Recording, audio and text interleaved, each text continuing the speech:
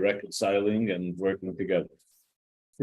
I'm using those words because the mashal, the metaphor that the Alter Rebbe gives is you have sarim, you have two officers, and they're each in charge of a different, different responsibility. And sometimes there are conflicts, and they cannot work out their conflict. But when they come before the king, in the presence of the king, somehow the conflicts seem to just kind of like fade away. Because so it's the same thing. It says there's the Bechol Sar Shel Mayim and Gabriel the Sar Shel Eish, right? One is Chesed, one is Gevura. Shalom b'Mereimov. They make peace where when they go way up high, right, to a place beyond themselves, right, somehow they find a way to reconcile with each other. And neither would a Saracen at British there was one time actually a Jewish landlord was falsely accused of setting a fire. Really was anti-Semitic, wanted to make big money, so he goes over to the Rebbe Tzareba. The Rebbe Tzareba said he would talk to the star of age. Right? Now you know his Saracen. The Saracen is Malach Gabriel, yeah. Exactly. They would say, help out, Gabriel. Right. Some help over here. Right. That's one guy.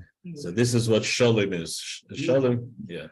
Shalom is that you have two opposing forces, and they make peace when they're in the presence of something that transcends the two of them.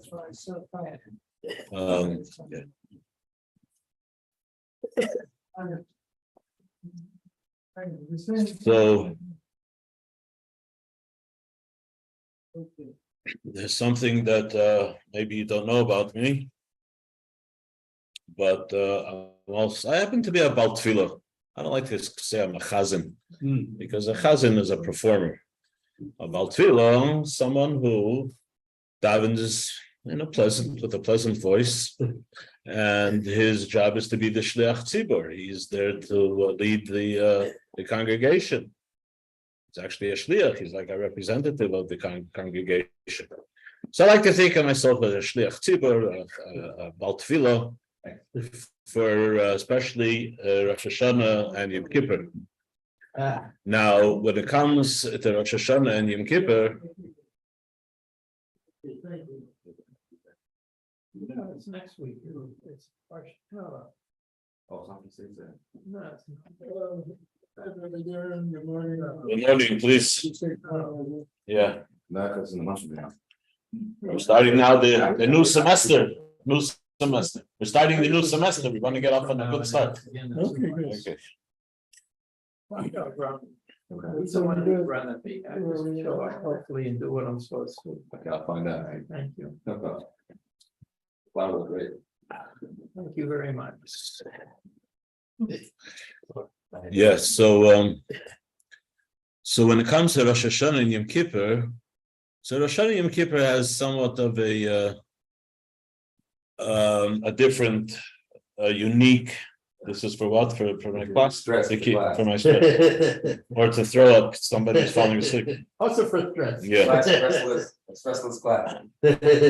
So there's unique tunes that are used on Rosh Hashanah and Yom Kippur. So someone who's a regular Baal Tefillah doesn't necessarily is not familiar with the tunes of Rosh Hashanah and Yom Kippur.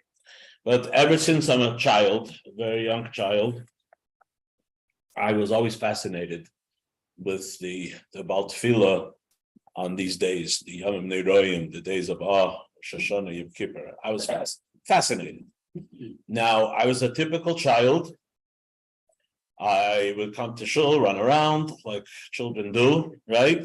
To the extent that if I wanted to go to shul with my father, my mother would tell me, but you have to sit next to Tati, right? And if you're going to run around, you're not going to be able to go to shul. And indeed, many times, Shabbos wait. No, Tati says, last week you were running around, can't go to shul, maybe next week.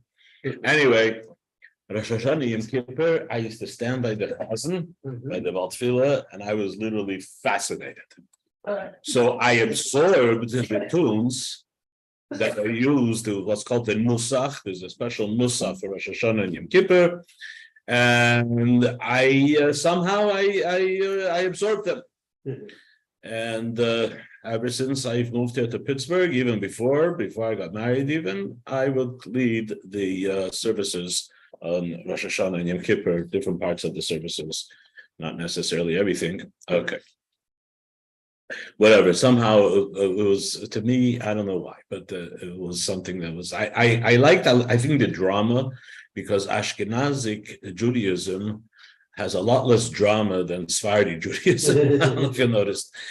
Now, we're not the real Ashkenazim, actually. We do have a little drama. We sing, and so on. But if you walked into, say, a Yeke shul, or a shul back in Germany, or even in other places in Czechoslovakia and Hungary, right, where the general, the culture was a very Yeke culture. Oh, no. Shul was very proper. Everybody had their place.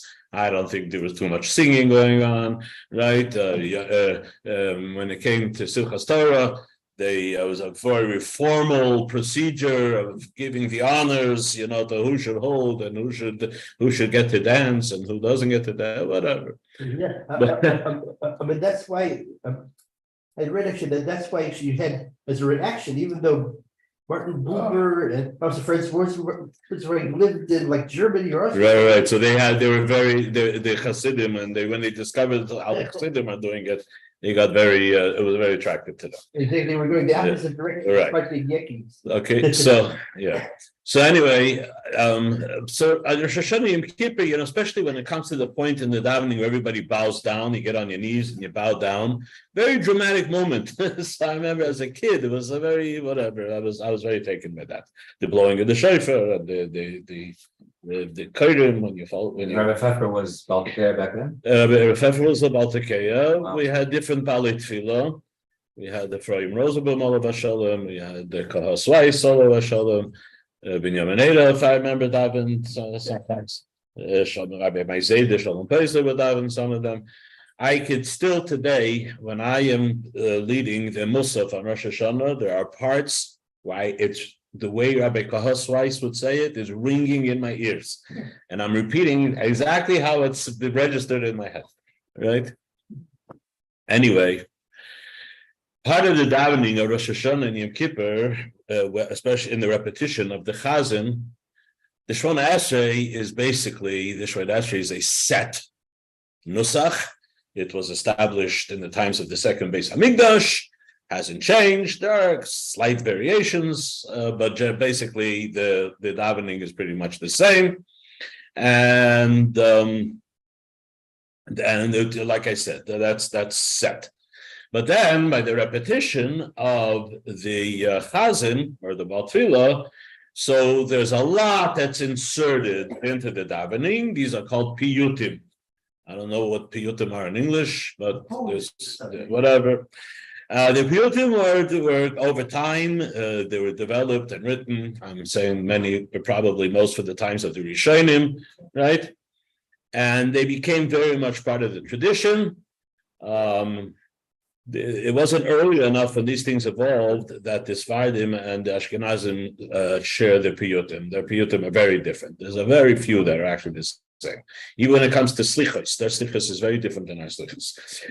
Because this all developed, after the dispersion of the Yidden to different parts of Europe and North Africa, so on. So the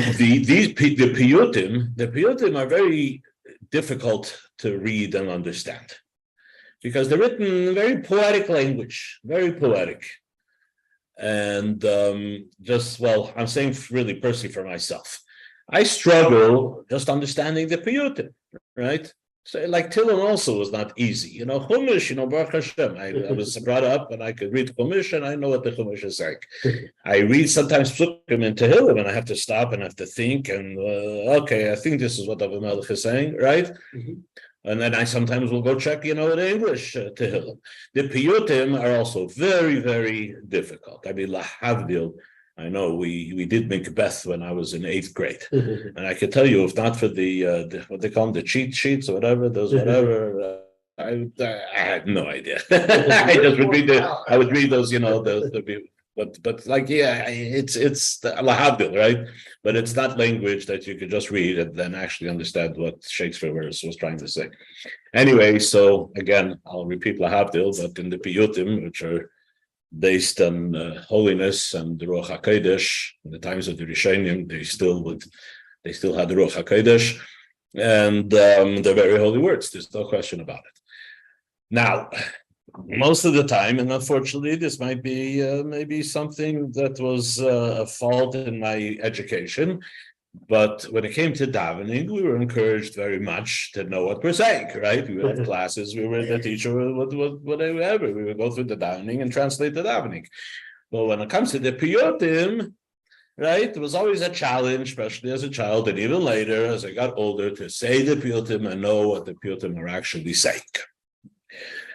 Now here I'm about tefillah, and I'm leading the congregation. And a long time ago, it came to me, I said, this is embarrassing. I'm standing in front of the shul, I'm singing these words, putting them to tunes, and I'm not 100% sure exactly what it is I'm saying, right? It was somewhat embarrassing to me. I mean, just personally. And I'm thinking, you know what? Okay, I have to do this differently. So Rosh Hashanah in the morning, I get up.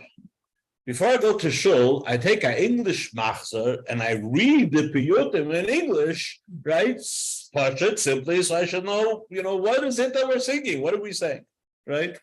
And I discovered some very beautiful things that I didn't realize we were saying. I've been saying all along, and I didn't realize what I was saying, right? As a matter of fact, when I used to teach in the high school by the girls, so before Rosh Hashanah, I say, girls, are you planning to go to shul for Rosh Hashanah, Yom Kippur? Yes. I said, do yourself a favor. The experience will be a totally different experience if you keep an English machzor, and when it gets to those piyutim, just read them in English. You'll be doing yourself a big favor, and you might even be inspired. And you'll thank me afterwards, because you actually it opens up something very rich, right, for you to experience. Is it Rabbi actually you were teaching them?